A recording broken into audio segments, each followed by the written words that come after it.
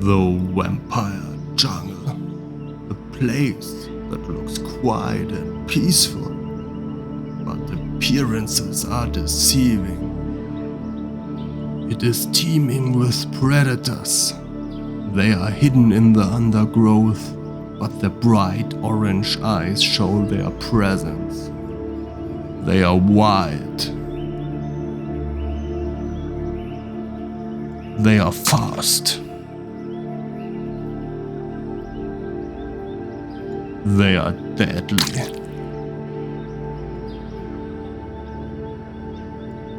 But there is always a faster animal. So follow me on the journey into the vampire jungle.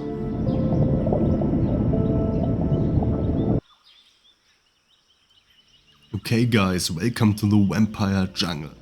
I hope you have already recovered from the nerve-wracking intro. However, before I show you all the animals in the tank, I'm gonna give you some details regarding the tank and how it was built. So this is an old 300 liter or 80 gallon tank which I transformed into this huge paludarium. The size of the tank is 120 centimeters by 50 centimeters by 50 centimeters. The water level is approximately 15 centimeters or 6 inch, and the amount of water in the aquarium is approximately 70 liters or 18 gallons. The whole scape is divided into 2 islands. The island on the right hand side is built with a false bottom made of accurate light diffuser and expanding foam. On the top of the false bottom is a layer of tropical substrate for the terrestrial plants and some room for the crabs to dig and build their caves. Under the false bottom is a cave system which offers plenty of possibilities for the animals to retreat and hide. I mainly used dragonstone to design the cave system and the bank area. Next to the back wall is the filter section, which is separated with filter sponges from the cave system. Inside the filter section is room for a submersible pump and the heater. The terrestrial part of the island on the left hand side is built with crushed lava rock, sand, miscellaneous cork tubes and bogwood. Between the 2 islands is a waterfall, which is integrated in the back wall. Water is sucked in by the pump in the filter and transported back over the waterfall. The whole back wall is built out of a styrofoam plate, expanding foam, silicone, coconut fiber and a mixture of some other terrarium substrates. And of course miscellaneous pieces of wood. Guys, I would have loved to make a video about the construction of the whole paludarium, but unfortunately I had made it a while before I decided to start with YouTube. The tropical plants I used for the terrestrial area are mainly bromelias and different types of fern. All of these plants require high humidity to thrive. To ensure that the humidity is always sufficiently high, I use a rain system and a mist system. The mist system is certainly not absolutely necessary, but I love this fog look and it gives the whole build a little more rainforest flair in my opinion. Thanks to the 2 systems, the humidity in the vivarium is always between 80 and 95%. Guys, here are some examples of plants I used for this setup.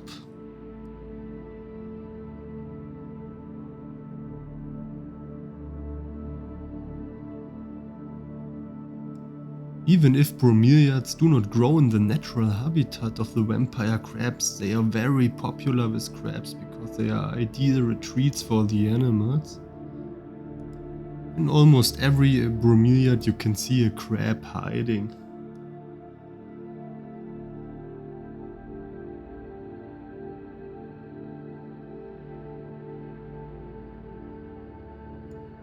Luckily, these terrestrial plants are not eaten by the crabs. The situation is different with aquatic plants, they are all eaten by the crabs. This is, or better say, once was in Anubias. Since the crabs primarily target the aquatic plants, the water part consists predominantly of robust plants like Anubias, moss and floating plants, such as duckweed or salvina. Crabs eat tons of floating plants, and to be honest, I cannot grow as many duckweed as the animals eat. But now let's get to the part of the video you've probably been waiting for. So, what animals live inside the paludarium? The paludarium was originally built for vampire crabs, and they are also the protagonists in the vivarium. Geosesama dennerle is a small and predominantly terrestrial crab from Indonesia. The crabs need at least a small freshwater part to feel comfortable. Crabs absolutely love climbing, that's why I had to cover the aquarium with a self-made lid to prevent the crabs from escaping. They are mostly carnivorous and love to eat live food like crickets and worms, but they also eat plants, vegetables and leaf litter. When I took all the footage for the video, I was lucky enough to witness a spectacle of a mating live. What you can see here is unfiltered crab sex. Meanwhile, I estimate the population to be over 100 and they are still multiplying. But let's go on with the smallest creature in the vivarium, the springtails. These tiny creatures are the health police in the vivarium. They prevent the formation of mold, for example. They are also an endless source of food for young crabs. Tropical isopods are slightly larger and just as important. They eat leftover food and sometimes end up as live food themselves. But let's go on with the animals in the water. You may have already wondered why I designed the water part so generously. Guys, the answer is relatively easy. I wanted to keep fish in this paludarium. I chose a group of chili rasbora. These beautiful microfish are native to Southeast Asia and are perfect for the tank. These fish only grow to 2.5 centimeters or 1 inch. They are fast enough to escape from the crabs, and due to their size they do not require too much space. These tiny and agile fish should be kept in a group size of at least 10.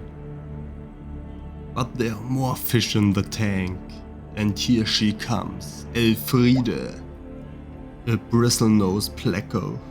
To be honest guys, you hardly ever see her, and it was really lucky that I even had the opportunity to film her for the video.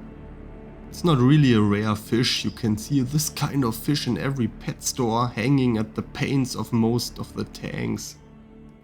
But in this setup it is always a very special moment for me to see her because she lives very hidden during the day.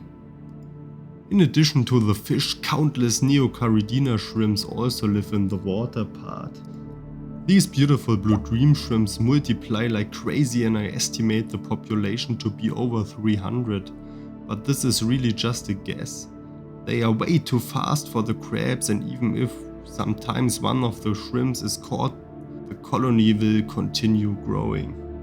My cleanup crew in the water section consists of miscellaneous snails. Inside the tank are probably hundreds of small trumpet snails. These little burrowing snails help me to keep the substrate clean. In addition to that, you can find some other snails like military helmet snails and orange drag snails.